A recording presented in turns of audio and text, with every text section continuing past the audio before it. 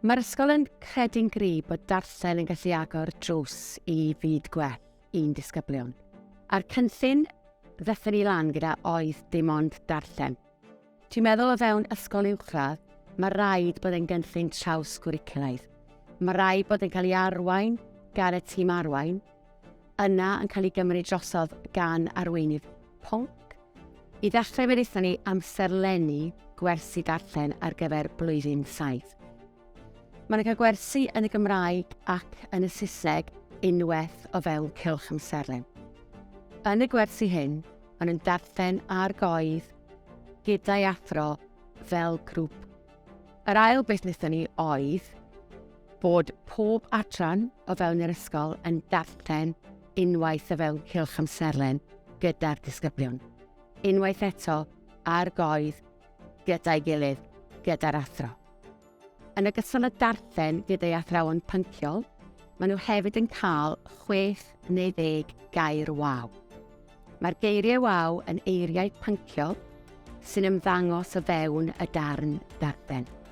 Felly ar ddechrau'r sesiwn, maen nhw'n ymarfer y geiriau waw, yn ei mwynhau nhw, yn ei ceg ac yn dysgu'r ystyr. Ar bob bore Gwener wedyn, gyda'i tiwtor dosbarth yn ystod cyfnod cofrestru, maen nhw'n gallu rhannu eu hoff air waw o'r wythnos.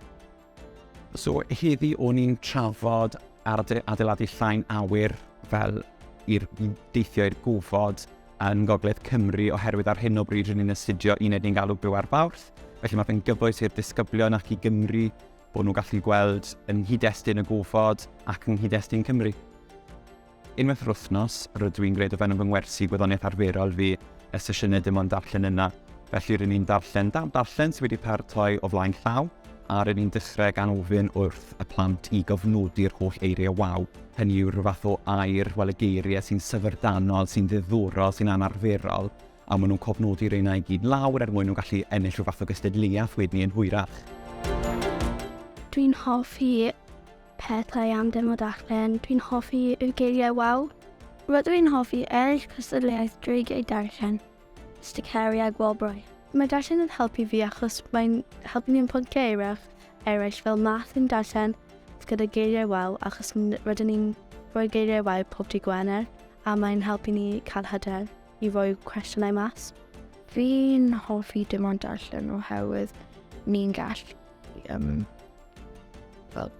darllen a hefyd ni'n gallu chwarae gemau i ddysgu sy'n creu'n hwyl. Ni'n flaenorol cyn i ni ddechrau'r cynllun yn yr ysgol. Fydde cnewllun bach o'n disgyblion ni falle'n gwirfoddoli i ddarllen ar goedd. Erbyn hyn, mae pawb bron mewn dosbarthiadau yn gwirfoddoli i wneud. Mae'r cynllun wedi datblygu empathy disgyblion tuag at deithiau darllen disgyblion eraill, ac felly does dim yr ofn yma o wneud pethau'n anghywir. Ni wedi gweld bod gairfa nhw wedi datblygu hefyd a maen nhw wedi dod lot mwy hyderus wrth defnyddio gairfa gwahanol a mae brwdfrydedd gyda nhw gyda gairfa hefyd. So tra bod ni'n darllen, chi'n gweld bod nhw'n tynnu llyfr nhw mas a maen nhw'n nodi'r gairfa lawr sy'n really nice. Mae hawl i unrhyw ddisgybl fod yn ddraig darllen. Mae'r dreigiau'n mynd i ysgolion cynradd a ni'n mynd am y tro cyntaf nawr ar ôl y Pasg. Y bwriad yw bod ni'n mynd mewn, bod ni'n gweithio gyda flwyddyn o ddewis yr ysgol gynradd yn ein clwstwr. Rydw i'n edrych ymlaen i gweithio gyda Mrs Staples i cyfansoddi llyfrau i darllen i blwyddyn 3 a 4 ac dwi hefyd yn excited i mynd nôl i ysgol gynradd i gweld rai o'r athrawon. Bron erbyn hyn wedi dod yn ethos ysgol gyfan. Mae pob pwnc yn dathlu darllen ac yn clodfori darllen, a thrwy hynny mae hynny yn sicr wedi bod yn rhan mawr o lwyddiant y cynllun. Dwi'n hoffi darllen y Hunger Games a Zoo Saruman. Rwy'n mwynhau darllen llyfrau Jacqueline Wilson a llyfrau Tom Clwyd. Rwy'n hoffi darllen Roald Dahl yn Gymraeg. Mae'n helpu i fi deall mwy o cwestiynau mewn y gwersi a mwy i deall beth mae'r pynciau am. Dwi'n mwynhau darllen i'r chwaer bach sy'n 9 blwydd oed. A mae hi jyst yn hoffi fel unicorns a pethau fel.